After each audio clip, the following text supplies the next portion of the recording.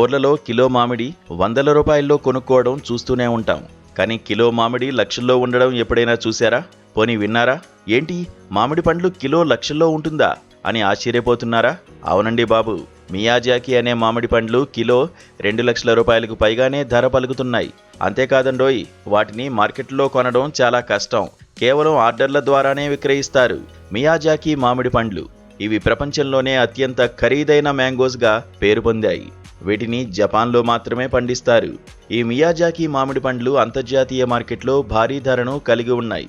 వీటి ధర కిలో 2.70 లక్షల రూపాయల నుండి 3 లక్షల రూపాయల వరకు పలుకుతుంది. ఇవి ఇరువిననే మామిడి రకానికి చెందినవి కావడంతో చూడ్డానికి భారీ పరిమాణంలో ఉన్న డ్రాగన్ గుడ్లలా కనిపిస్తాయి. అంతేకాకుండా ఇవి సాధారణ మార్కెట్లో దొరికే పండ్లలా ఆకుపచ్చ లేదా పసుపు కలర్లో కాకుండా డార్క్ రెడ్ లేదా పర్పుల్ కలర్లో మెరుస్తూ ఉంటాయి.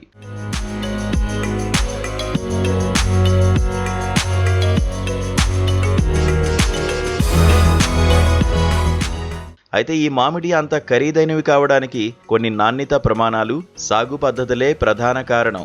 మియాజాకి మామిడి పండ్ల సాగుకు కఠిన శాస్త్రీయ ప్రక్రియ అవసరం. వీటికి విపరీతమైన సూర్యరశ్మి, అధిక వర్షపాతం, వెచ్చని వాతావరణం అవసరం అవుతుంది. అందువలనే జపాన్లో వీటిని గ్రీన్ హౌస్ల్లో సాగు చేస్తారు. ప్రతి పండుకు సూర్యకాంతి తగిలేలా అద్దాలను లేదా రేకులను ఉపయోగిస్తారు. అది మాత్రమే కాకుండా సాగు సమయంలో నీరు, ఎరువుల విషయంలో అత్యంత జాగ్రత్తలు తీసుకుంటారు. ప్రతి పండును విక్రయించే ముందు కఠిన పద్ధతుల్లో తనిఖీలు చేస్తారు. దీనిని తయ్యో నో తమాగోగా పిలువబడాలంటే దాని బరువు కనీసం 350 గ్రాములుండాలి. అందులో చక్కెర శాతం 15% లేదా అంతకంటే ఎక్కువ పరిమాణంలో ఉండాలి. అలాగే పండుపైన ఎలాంటి మచ్చలు ఉండకూడదు. కాగా ఈ మామిడి పండ్లను చేత్తో కోయరు. చెట్టుపై ఉన్న కాయలకు ముందుగానే చిన్న వల కడతారు. దీని కారణంగా అవి పండ్లైన తర్వాత నేరుగా ఆ వలలో పడుతుంది. ఇలా చేయడం వల్ల పండుకు ఎలాంటి దెబ్బలు తగలవు. అప్పుడది రుచిగా ఉంటుంది. ఇందులో సాధారణ మామిడి పండ్ల కంటే విటమిన్ సి, ఏ శాతం ఎక్కువగా ఉంటుంది. అయితే ఇటీవల కాలంలో ఈ మామిడి పండ్లను భారతదేశంలో కూడా చాలామంది రైతులు పండిస్తున్నారు.